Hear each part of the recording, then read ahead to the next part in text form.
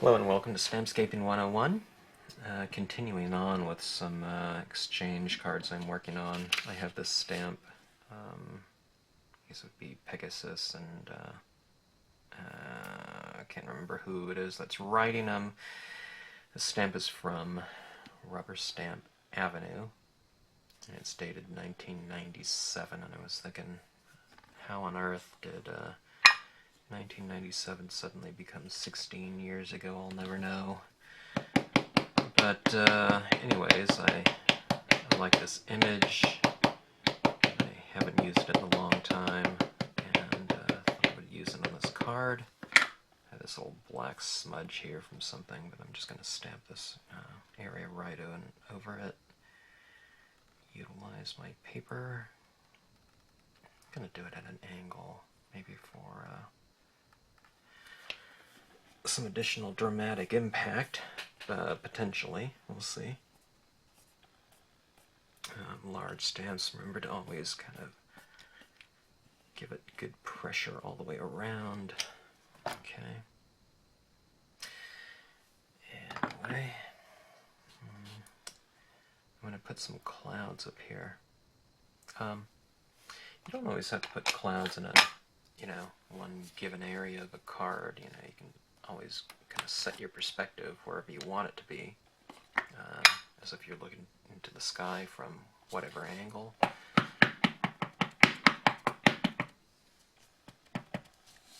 Okay, this is the cloud Cumulus. So for the last 20 years has kind of been my go-to stamp as far as filler cloud imagery. I'm going to have the billows coming from the underside, so I'm kind of flipping the stamp upside down from what I usually have it at.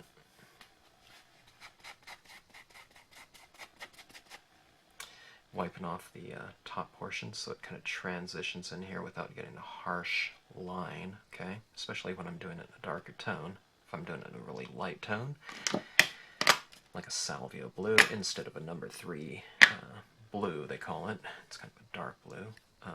I really don't need to wipe it off because the impression is going to be much lighter, but since it is a dark colored blue, you can see where it transitions into a lighter tone. It's because I blotted off that top portion. Okay, there's a little area right there I just need to fill in. Okay. And I have this area around here. I was thinking about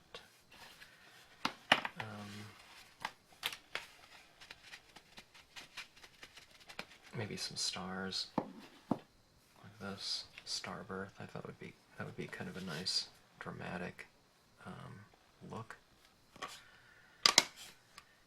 And let's see, I don't have a really a color in mind. Let's try this. Okay. I think that pad was a little bit dry. Let's try another number 3 blue. I don't know why I had 2 of them on my desk here. And let's see. Let me see if my pens are working here. Okay, this is the manganese blue. It's really a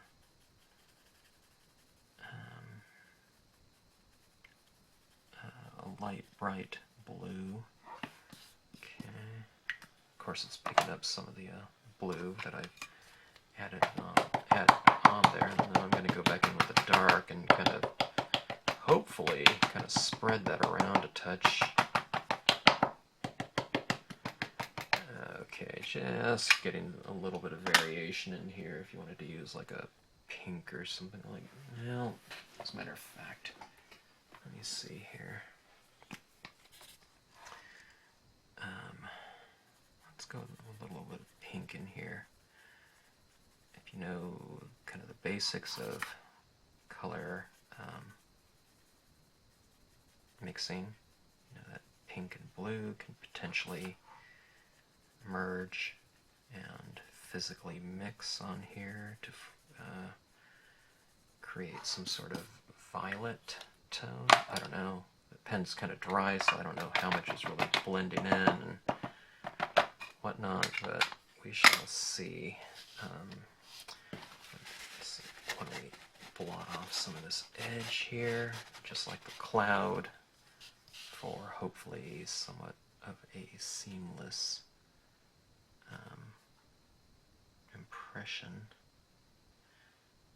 I'm not going to stamp over the entire horse, but I think I am going to stamp over some of this area down here. I'm not too worried about that leg. Because even if some of this does go into it, you know, like right in here, I'm just going to take and, now see that I didn't press hard enough right in here, so what I'm going to do is, I'm going to take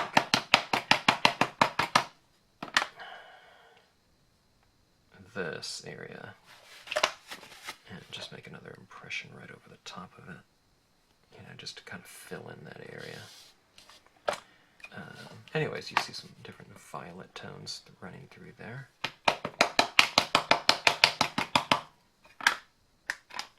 And I kind of like that violet. Let's go for a little bit of a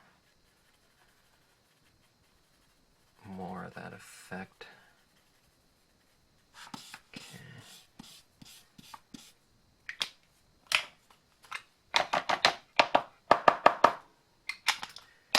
Okay.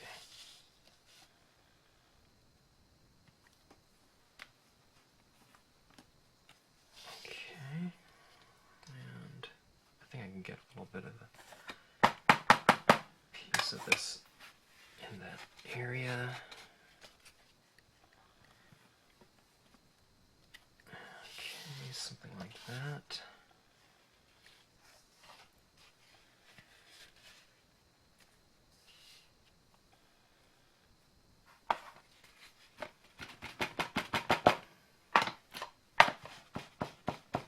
This is how I generally clean my stamps. I just kind of take a wet paper towel and kind of dab it, or if it's a smaller stamp, I'll take the stamp and dab it into the towel. Okay. Alright, let's work through some blue transitions.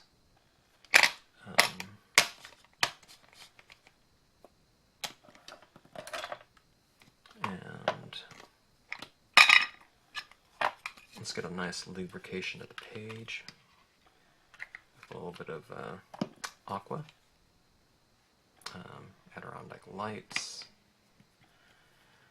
This is going to be a little bit greenish. I didn't clean off my applicator after that peach Bellini from the last lesson, but I'm not going to worry about that too much. It's kind of a foundational layer of color, adding into this horse.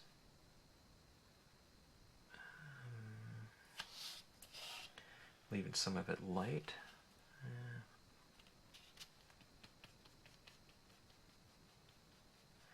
I almost forgot I have the alcohol pens, and I can use that to color too. Adding this around over most of the surface. I have some stars that I want to retain the lightness of so that they stand out. This is a very light blue, so I am taking this light blue up fairly close to those star areas, starlight areas, the lightest ones. Okay, but when I move into the darker tones, I probably won't take those in quite as close as with the lighter tones of ink. This is a salvia blue, the number 60 Marvy. It's a really great color in terms of it being a light blue. If I'm starting off with a set of pads, okay, or especially of the Marvy line, the salvia blue is probably the first one I'm going to start off with. It's a light blue, I can add pink to it and get purple. I can add yellow to it and get a light green. In landscape stamping, blues are, fairly popular color, unless someone's kind of always doing, sunsets or dusk or dawn type of twilight imagery. Well, even twilight you might have a little blue too, but anyways, it's a good color to start off with. As I've said in my other videos, I wish they would offer the manganese blue in pad form. Maybe it's too close to the salvia in terms of value, but I think it's a much brighter blue. This is the number 10 blue. It's called light blue in their line of inks or pads. I think the manganese blue has the lightness of the salvia blue, but it has the brightness of the number 10 blue. So I don't know if this manganese blue ever was ever available in pad form. That would probably be my my top choice for pad colors. Not just blue or not just Marby, but just pads in general, or colors in general.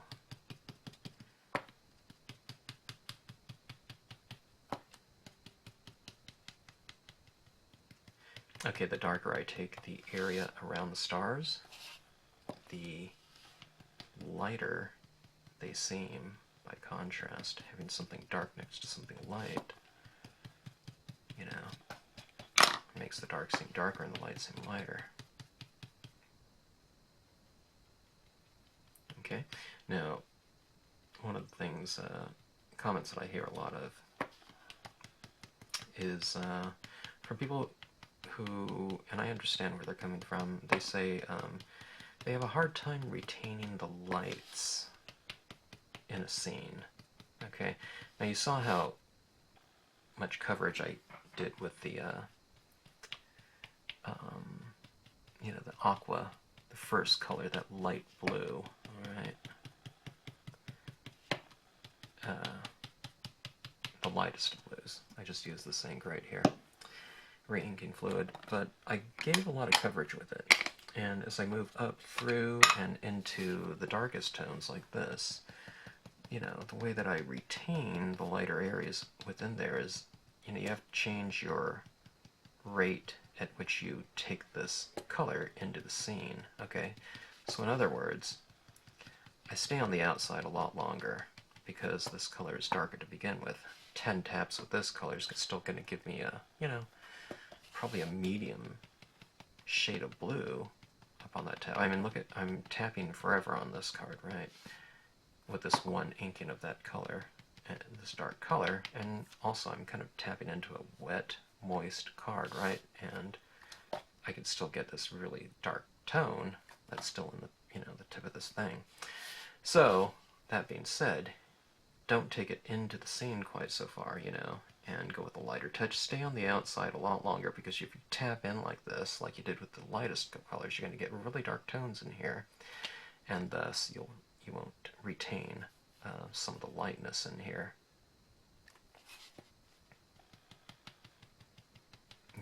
And that's saying, wherever you want those light areas to be. Okay. Now, if I do end up going into here, you see I'm not working with that much ink on here. I'm working with that much ink, See, that couple tappings are just super, super light. Alright. See this right here? It takes a few tappings just for it to even show up. Okay, look right there. Alright, so that if I am going into these lighter areas in here, it's almost like a dry brush effect, okay?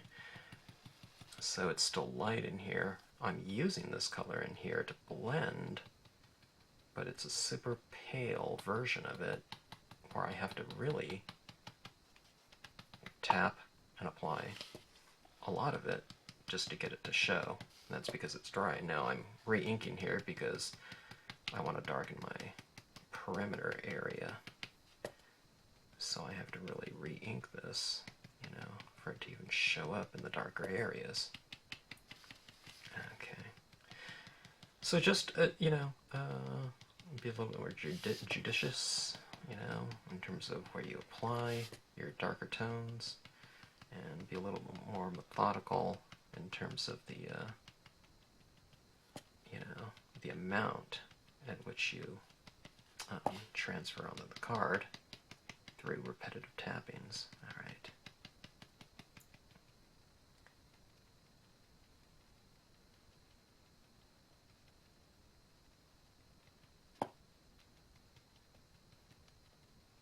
Kind of making that cloud stand out a little bit more by making the area around it a little bit darker.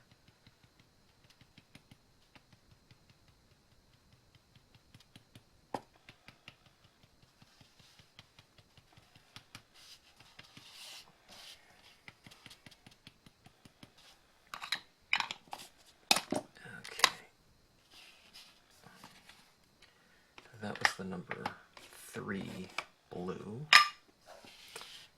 This is black. Tiny corner of the card. You can see where a lot of it is off the card. Okay, that's about where you want to start. You want to start way off on the perimeter to get, you know, really good control over the amount that you're applying. At this point in time, you don't want a big oval shape, you know, kind of showing in your anywhere on your card. Oval meaning the shape of the applicator, if you're using this type of applicator. It's a color box stylus tool. And you'll notice how I'm not going around like this, tap, tap, tap, tap, tap, tap, tap. I'm working a small area like this and blending it in, taking advantage of the wet to dry aspect of working a little corner like that, okay? So it blends nicely.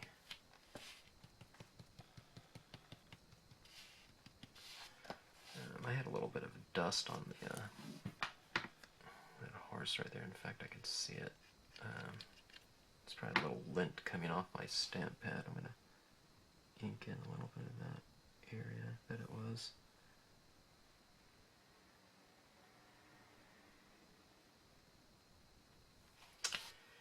Okay.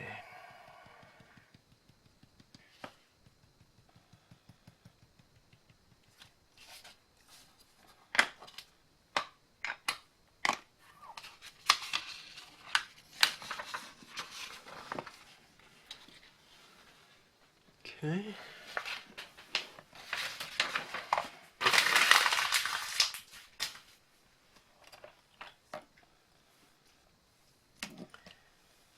All right. Just to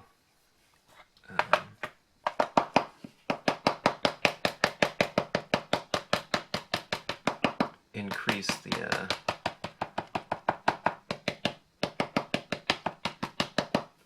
area of visual space, I'm going to put something kind of close to us.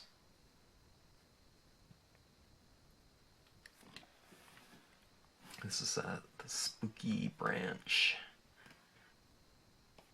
stamp.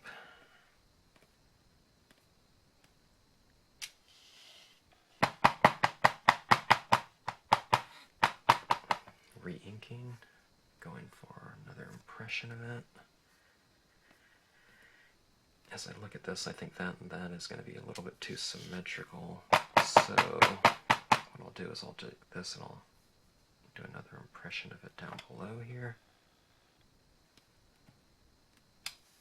Okay. And it's a little bit too, I don't know, spiny for me, so, which I figured it might be. So another stamp that I pulled out is this one. It's all leaf sprig.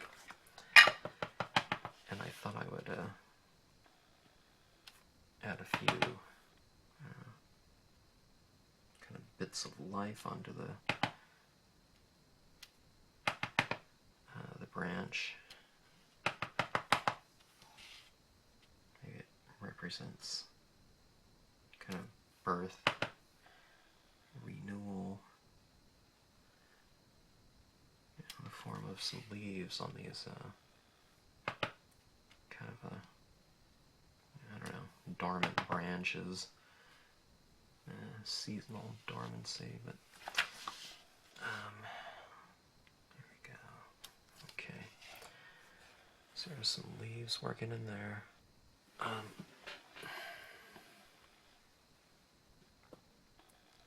Okay, and you can see the richness of those blues right down there.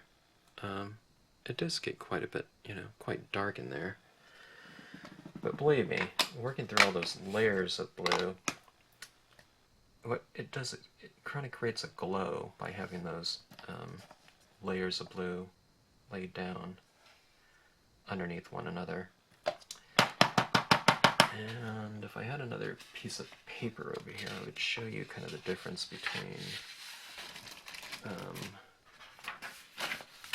just one, actually I do here, let me see. Okay, here's just a blank piece of cardstock, okay, and these were kind of the three blues that I worked through, plus, the aqua.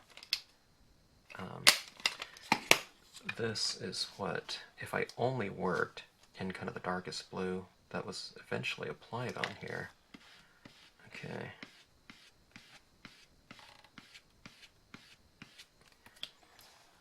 Okay, this needs to dry a touch, but I'll show you what that looks like here. Okay. Compare and contrast that blue right there. I mean, it looks okay, but to me it's going to be rather flat. I mean, I would use this if I used it on here, like I applied it on here. It would work through a range of blue tones, but you can see how much more rich this one is, having that number 10 light blue kind of laid down underneath these areas. You can see some purple tones and whatnot. But, I don't know, this one, has much more of a glow to it, I think. It's even in the darkest of areas right in here. And this one's just one tone of blue. Okay. Alright.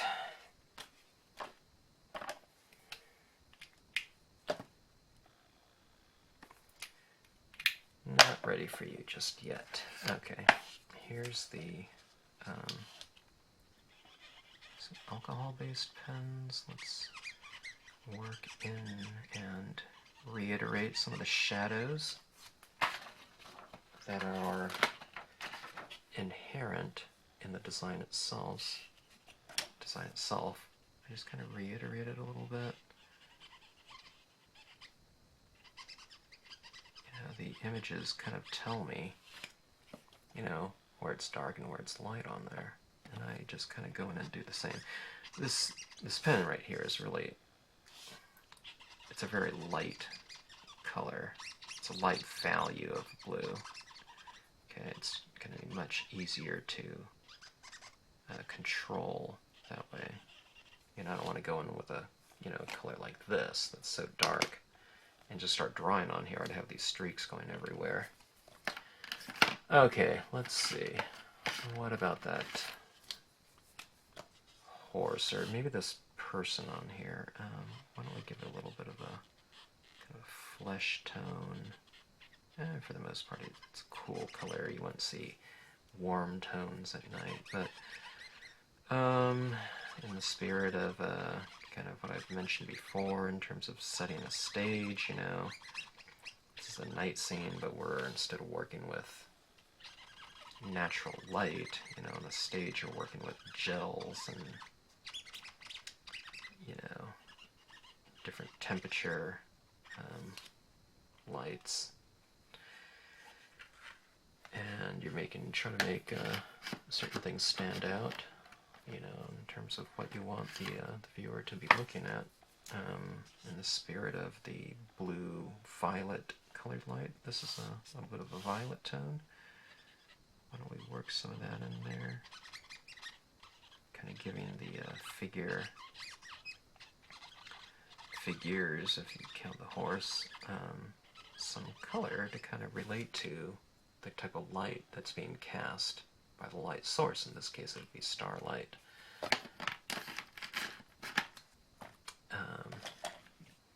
Okay. White gel pen, Pilot Choose 07. I also love the Uniball white pens. Okay, now see the stamp right here. That I can see some highlights on it, on his arm, some areas of the drapery, areas on the tail. Okay, that's what I'm going to go in. Just as there's shadows in here that I can darken, there are highlights on here that I can lighten with this. And lighten in specific ways. I'm not just going to go back and, you know, re-establish every area that's light on there, you know. I'm going to use this, you know, in terms of strategic little areas. Okay, so if this horse's leg portion and knee are light, what I've done is I've gone in here and I've, you know, just added a little bit of highlight to that area. Okay. Alright, and that's what I'm going to be doing. You know, I can see it on the image, so you know, it doesn't have to be something where I'm just kind of manufacturing and kind of figuring out everywhere these highlights should go. You don't have to do it this way, but I don't know, for me it's just easier to do. I don't really have to think too much. I'm kind of going with what the image has provided me, you know, in terms of clues of lighting. Okay.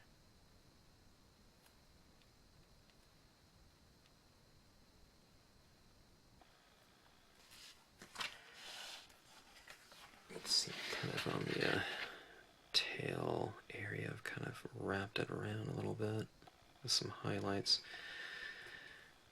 Now, on a winged horse, I think it would be kind of really missing the boat if I didn't, you know, spend some time doing some highlights on these wings, you know.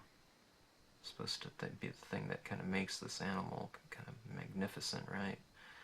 From a normal horse, so I really should, you know, spend a little time doing that. And if I'm going to do that on a wing, I should probably do it on this hair here as well. Okay. So here's the wing. Okay. So when you work the shadows and the highlights, the imagery looks a little bit more dimensional that way. Yeah, in terms of three-dimensional, when you talk about light hitting it a certain way. Okay. Now let's go in and really kind of add some visual interest around the sky, introducing a background texture. Hopefully will make the figure stand out a little bit more, because where this texture ends is where the this Pegasus, this winged horse, is. So just going in and adding the texture back there should really be a nice vehicle for space in terms of distance, and I guess literally space as well, and just in terms of the sky. Okay, kind of group them and mask. cross in some areas, just so you don't want to space all your stars out like 1/4 inch or 1/8 of an inch apart from each other.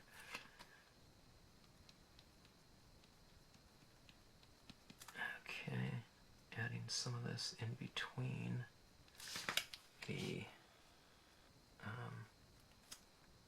branches and leaves down there can be effective. Kind of brings a little bit of a visual interest to those areas.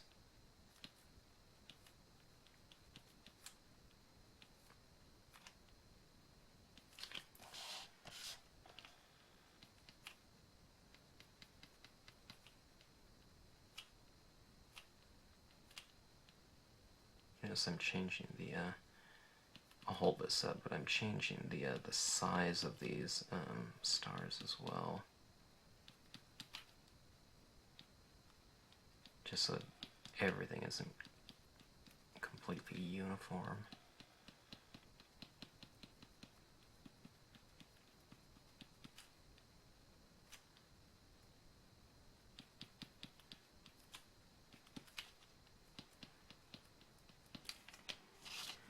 Okay. Let's bring this up a little bit.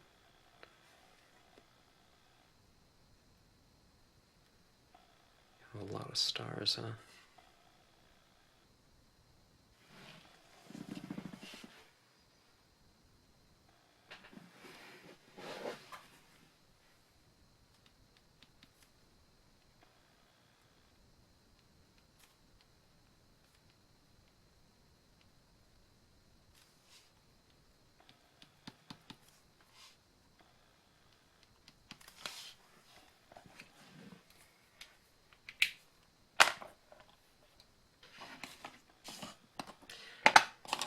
Alright, let's check out this pigment ink. White pigment ink. And it's just as juicy as it was last night. Is that when I finished the previous lesson? All these nights are kind of merging with one another. The reason I'm wondering about this pigment ink is I left the top off all night. I forgot about it. So, I don't know. Doing these videos, I normally wouldn't forget something like that, but I wanted to get last night's video compiled and uploaded. Okay. Too much ink on there, it's too blobby. This is a perfect thing I can do here. See that right there?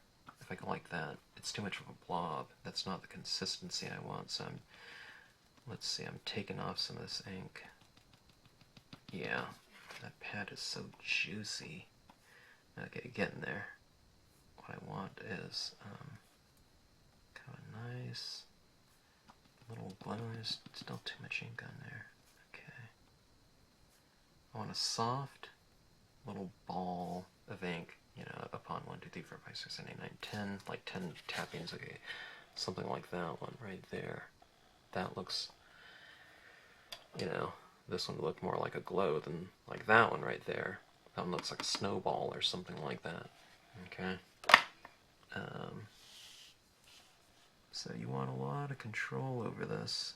You want a little bit of glow where you have that star, which is a little dot of, you know, gel pen ink. You want it to kind of, you know, stand out, and you know, you want it to be able to, you know, still see it, in other words. Okay, that's too much ink again. I thought I could control it by tapping in there lightly, but that pad is so juicy. Okay.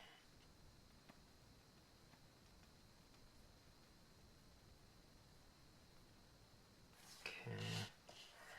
Little glowing stars here and there.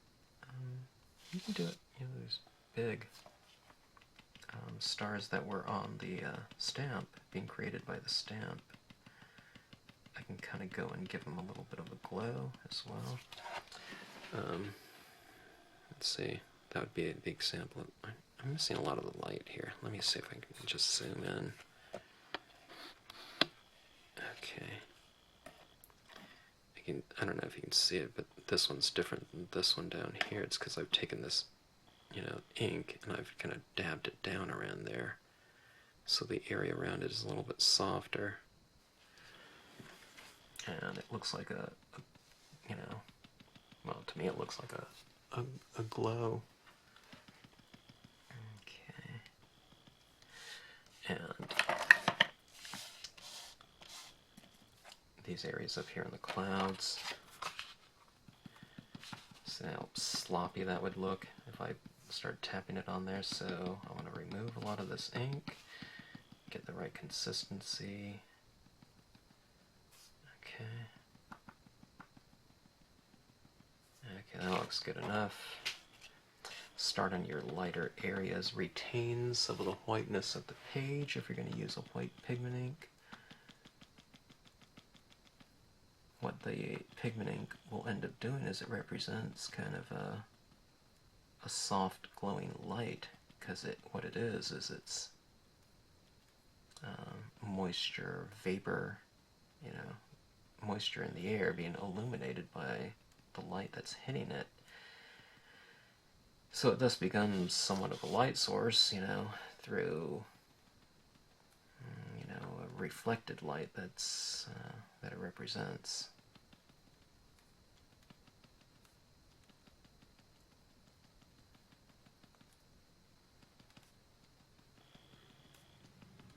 So anyways, that's kind of what's happening in here.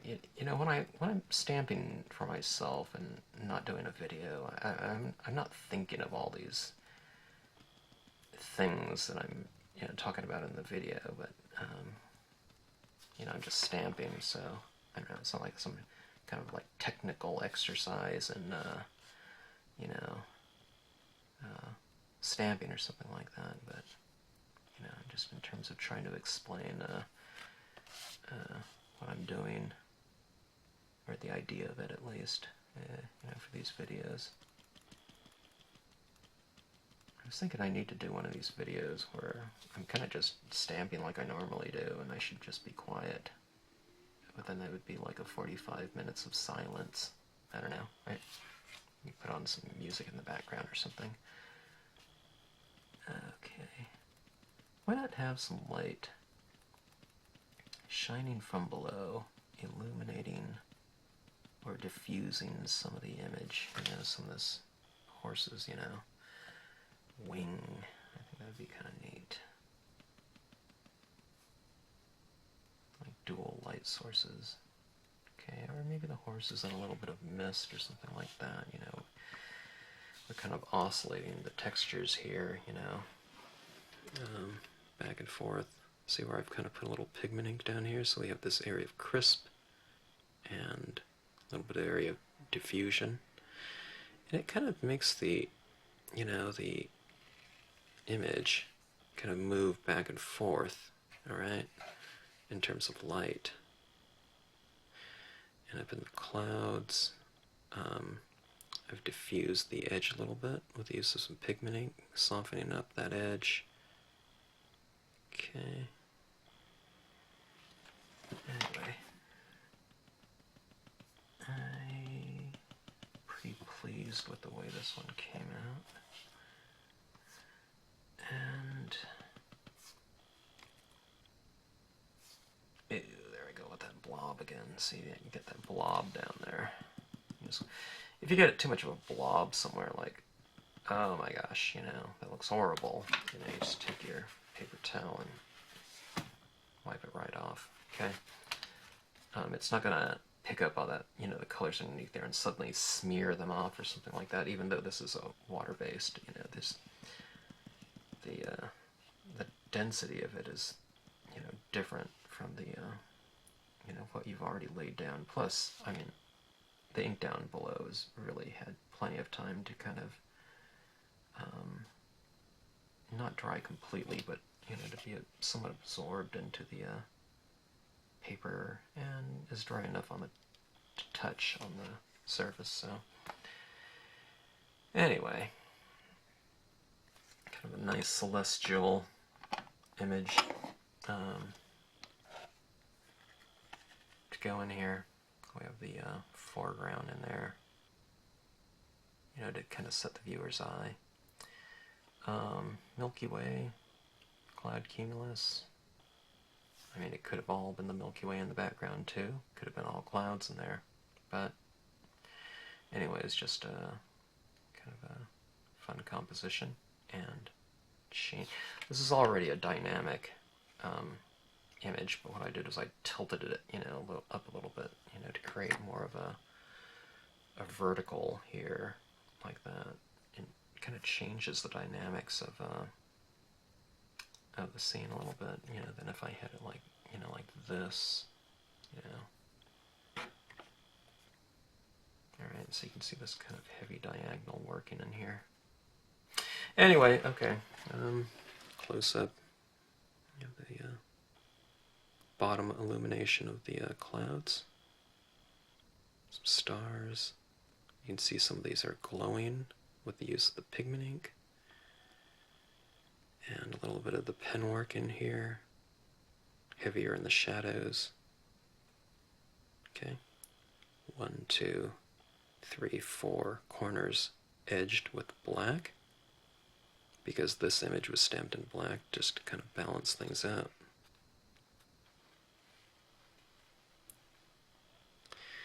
Alright, another scene done for my scenic swap, and I want to thank you for watching and hope you enjoyed it.